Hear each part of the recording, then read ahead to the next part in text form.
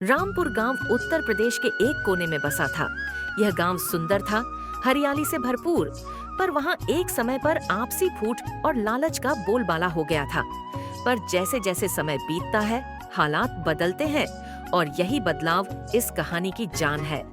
गांव का चबूतरा। सुबह का समय गांव के बड़े बरगद के नीचे चबूतरे पर कुछ बुजुर्ग और नौजवान बैठे हुए थे। श्यामू काका हंसते हुए कहते हैं, अरे भैया, रामपुर में अब वो बात कहाँ रही। अब तो हर कोई बस अपने मतलब का हो गया है। धनीराम ने कहा, सही कह रहे हो काका। अब पहले जैसे मेलजोल की बात नहीं रही, सबको बस पैसे की चिंता है। बबलू ने कहा, पर ऐसा क्यों हो गया? गांव तो वही है, खेत वही है, लोग वही हैं, फिर मन क्यों बदल गया? श्यामू काका ने कहा, बस बेटे, जब इंसान का मन बदल जाए तो दुनिया भी अजनबी लगने लगती है। प्रधान का आंगन रामस्वरूप प्रधान ने कहा, हमें गांव की एकता के लिए कुछ करना होगा, ऐसे तो गांव धीरे धीरे बिखर जाएगा। पत्नी गोमती देवी ने कहा, तो आप ही बताइए क्या करें? पंचायत बुला लीजिए और सबको समझाइए। रामस्वरूप प्रधान ने कहा, ठीक है, कल शाम चौपाल बुलवाता हूँ। जो भी गांव में हो रहा है उस पर खुलकर बात होगी। दृश्य 3। सेठ लाला हरिराम की दुकान पर सेठ हरिराम ने कहा, हा, प्रधान चाहे जितना समझा ले, रामपुर अब मेरी मुट्ठी में है। सबको उधार देकर पकड़ रखा है, अब ये गांव मेरे हिसाब से चलेगा। मुंशी घसीटा लाल ने कहा, सही कह रहे हैं मालिक, ये गांव वाले आपकी उधारी में फंसे हैं, अब वो आपसे कुछ नहीं कह सकते। दृश्य 4। स्कूल के मैदान में बच्चे बातें करते हुए गुड्डू ने कहा, क्या तुमने सुना? कल गांव में चौपाल है। गुड़िया ने कहा, हाँ, पापा कह रहे थे कि अब सेठ का खेल खत्म होगा। छोटा मुन्ना ने कहा, हम भी चलेंगे, देखेंगे कि बड़ों की लड़ाई कैसे होती है। चौपाल गांव की पंचायत।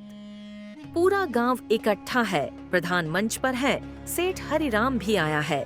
राम स्वरूप प्रधान ने कहा, भाइयों और बहनों, आज हम सब यहाँ इसलिए जमा हुए हैं ताकि गांव की टूटती एकता को जोड़ा जा सके। बबलू ने कहा, पर प्रधान जी, टूटन की जड़ तो वही है जो सबको उधार देकर डराता है। सेठ हरिराम ने कहा, क्या कहा?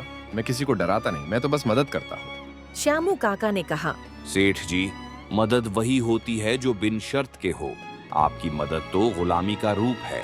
धनीराम ने कहा, सच कहा काका ने, हम सबको अब एकजुट होकर गांव के लिए खड़ा होना होगा।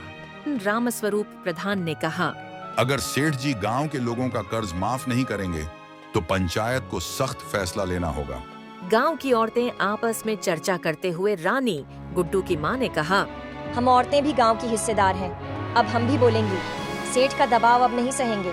फूलवती ने कहा, सही कह रही हो बहन, अब गांव की बहुएं भी आगे आएंगी। रात का समय सेठ का आत्ममंथन।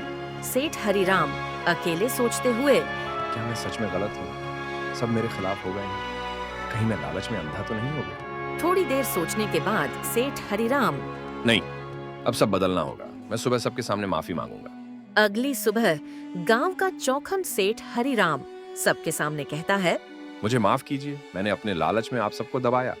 आज मैं सबका कर्ज माफ करता हूँ। सब गांव वाले एक साथ, जय हो, अब रामपुर फिर से रामपुर बन गया। बबलू ने कहा, अब हम सब मिलकर गांव को संवारेंगे। गुड़िया ने कहा, और हम बच्चे भी पढ़ाई करेंगे ताकि हमसे गांव को कोई फिर से गुलाम न बना सके।